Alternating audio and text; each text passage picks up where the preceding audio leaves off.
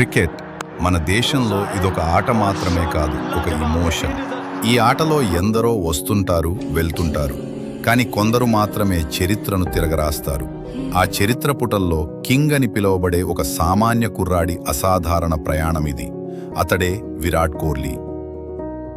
కథ మొదలైంది 1988 నవంబర్ 5న. ఢిల్లీలోని ఒక మధ్యతరగతి కుటుంబంలో జన్మించిన విరాట్ చిన్నప్పటి నుండే బ్యాట్ పట్టుకుంటే తప్ప అన్నం తినేవాడు కాదట. కానీ ప్రతి విజయం వెనుక ఒక తీరని వేదన ఉంటుంది. 2006లో విరాట్ రంజీ మ్యాచ్ ఆడుతుండగా తన తండ్రి ప్రేమ్ కోహ్లీ కన్నుమూశారు. కళ్ల ముందే తండ్రి మృతదేహం ఉన్నా, గుండె నిండా బాధ ఉన్నా విరాట్ మరుసటి రోజే మైదానంలోకి దిగి 90 పరుగులు చేసి తన జట్టును కాపాడాడు.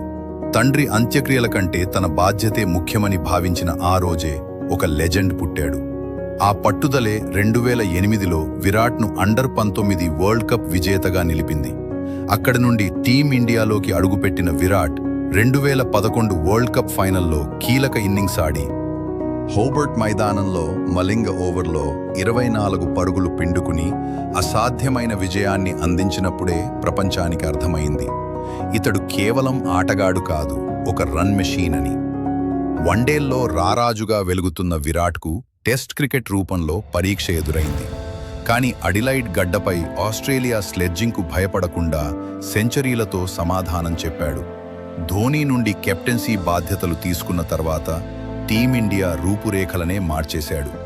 ఫిట్నెస్ను ఒక విప్లవంలా మార్చి భారత జట్టును టెస్టుల్లో నంబర్ 1 స్థానానికి చేర్చాడు.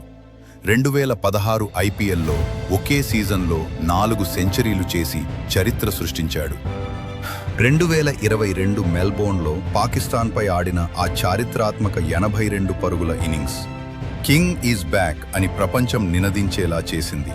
2023 వరల్డ్ కప్లో సచిన్ రికార్డును దాటి 50వ వన్డే సెంచరీ చేసి చరిత్రను తిరగరాశాడు. చివరగా 2024 T20 వరల్డ్ కప్ ఫైనల్లో అద్భుతమైన ఇన్నింగ్స్తో భారత్ను గెలిపించి గర్వమంగా అంతర్జాతీయ T20లకు వీడ్కోలు పలికాడు. 2025లో తన కలల ఐపీఎల్ టైటిల్ను ఆర్సీబీకి అందించి టెస్ట్ క్రికెట్కు కూడా స్వస్తి పలికాడు. ఢిల్లీ వీధుల్లో మొదలైన ఒక సామాన్య కుర్రాడి ప్రయాణం ప్రపంచ క్రికెట్ చరిత్రలో ఒక ధృవతారగా ముగిసింది.